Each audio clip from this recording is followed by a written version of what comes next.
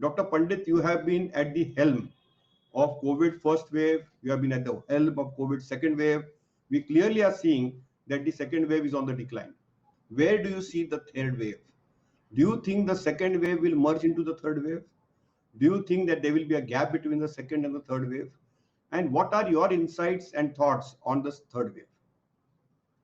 Thank you very much, Professor Joshi. And as you said, we dedicate this talk to this show to the late Professor K.K. Agarwal ji, and we have both been very fortunate to work with him. And as you mentioned, we will be doing this show every Tuesday.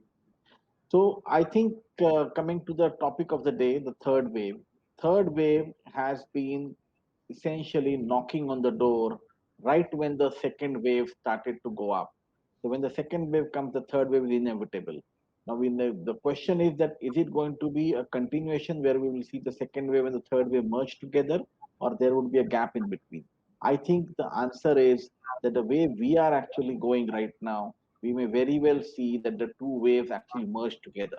And it is in our hand to try and push the third wave as far as possible as we can.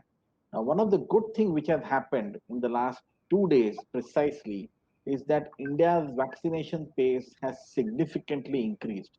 We are now vaccinating around 70 odd lakh yesterday and 80 odd lakhs today. And if we are able to vaccinate, say, a crore plus people every day for the next 3 to 4 months, I think that would be the game changer as far as the third wave goes, sir. And that's what I would believe would be the big difference because we would have a sizable population which would be having antibodies with the vaccine, and we would also have a sizable population which has probably got natural antibodies because they got infected with COVID-19. And if we can have a mixture of these two people, these two antibodies in the population, I think we will be able to at least take the sting out of the third wave significantly.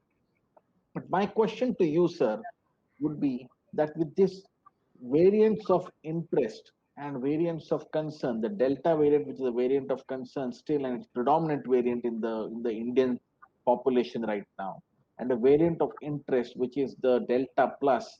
And today, WHO has also converted a variant of concern as a Lambda variant as well, which was found in Peru.